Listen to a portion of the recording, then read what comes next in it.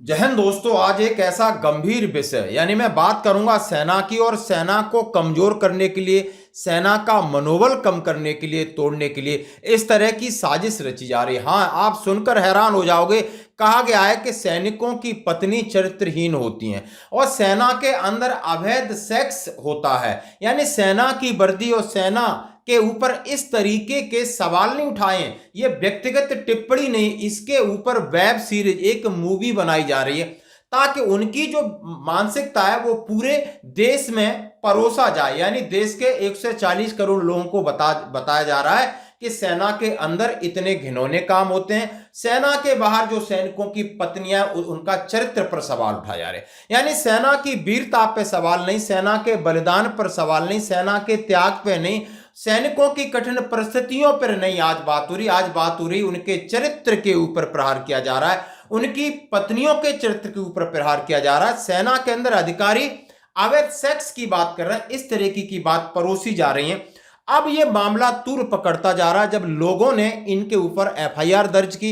अब मामला माननीय अदालत ने पुलिस को कटघरे में लिया कि आपने अभी तक इनके मामले में संज्ञान क्यों नहीं लिया जा रहा है, कारण बताओ नोटिस भेजा। और ये है एकता कपूर। आप समझ सकते हो, जितेंद्र जो हीरो हैं उनकी ये बेटी है। तो एकता कपूर ने पहले भारतीय सेना के जवान की पत्नी के चरित्र पर टिप्पणी, फिर फंसी बॉलीवुड प्रोड्यूसर एकता कपूर और उनकी मां शोभा कपूर के खिलाफ एफआईआर हुई थी 2020 में। अब मामला फिर आ जाता है। वो कह रही हैं सीधे सीधे, इन्होंने बालाजी पर एक वेब सीरीज के एक एपिसोड में एक सैन्य अधिकारी को अवैध सेक्स करते दिखाया गया था।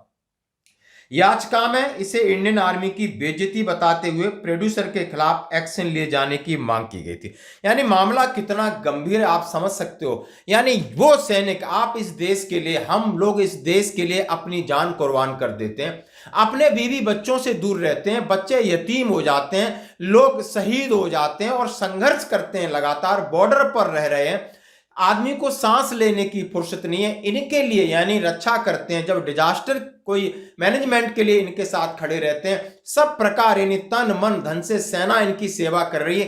एक ही इंस्टीट्यूट बचा है, अब उसको भी ये लोग कमजोर करने की साजिश कर रहे हैं। कहीं ना कहीं धर्म के आड़ में लेके, कहीं ना कहीं फिल्मों के आड़ में लेके, कहीं ना कहीं मिमकरी मीम्स बना बना के। यानी सेना अब इनको सेना की कोई अच्छाई नहीं दिखी। सेना की वीरता, शूरता, पराक्रम, शौर्य, ऑपरेशन सिंदूर कुछ नहीं दिखा। सिर्फ इन्होंने, इनका नजरिया आप देख सकते हो, आप इनका नजरिया से आपको पता चल जाएगा। और उन्हें पता नहीं कि सेना का ट्रेडिशन क्या है। इस देश के लोगों को, चाहे वो नेता हैं, चाहे पुलिस वाले हैं, चाहे अभिनेता हैं, यही लोग ज्यादा इस तरीके की राजनीति साजिश अपने पैसा कमाने के लिए सेना का इस्तेमाल करते हैं। और ये बहुत बड़ा घिनौनी बात है। अब इनके ऊपर जब केस किया था, आपने देखा होगा, एक यूट्यूबर विकास पाठक, जिन्हें आप हिंदुस्तानी भाऊ के नाम से भी जानते हो, उन्होंने शिकायत दर्ज कराई थी।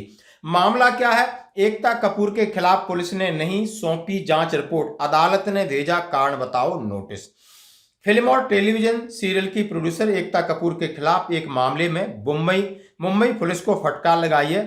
शहर की एक अदालत ने जांच रिपोर्ट समय पर न पेश करने के लिए कारण बताओ नोटिस जारी किया है। उन्होंने कहा है, एकता कपूर की वेब सीरीज में भारतीय सैनिकों का अपमान, उनके पराक्रम पर सवाल उठाया, जबकि उनका ट्रेडिशन के ऊपर सवाल उठाया। और जब मैं आगे बढ़ने से पहले उनका ट्रेडिशन जरा मैं दिखाना चाहता हूं। यहां पर बिल्कुल सर्वधर्म समभाव की तरह रहते हैं, भाईचारे की तरह रहते हैं, एक जगह खाना खाते हैं, एक साथ उठते बैठते हैं, एक दूसरे के लिए जीते हैं, एक दूसरे के लिए जीते मरते हैं।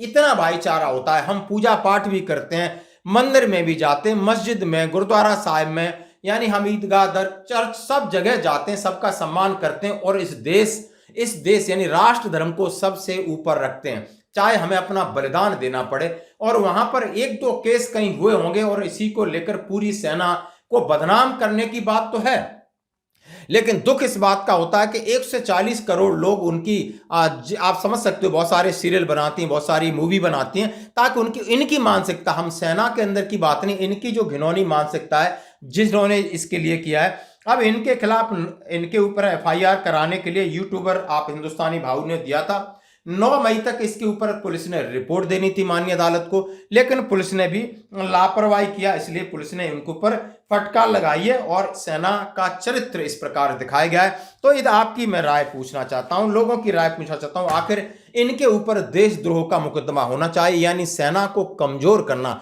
सैनिकों की भावना को आहत करना, सैनिकों के परिवार की भावना को आहत करना, इससे बड़ा संगीन जुर्म क्या हो सकता है? कितने दुख की बात है। इनके लिए आप कुछ भी कर दो, लेकिन इनको अपना पैसा कमाने के लिए नेगेटिव चीज और मनोरंजन की चीजें हमेशा निकालते हैं, ये बिल्कुल सही नहीं है। धन्यवाद दोस्तों।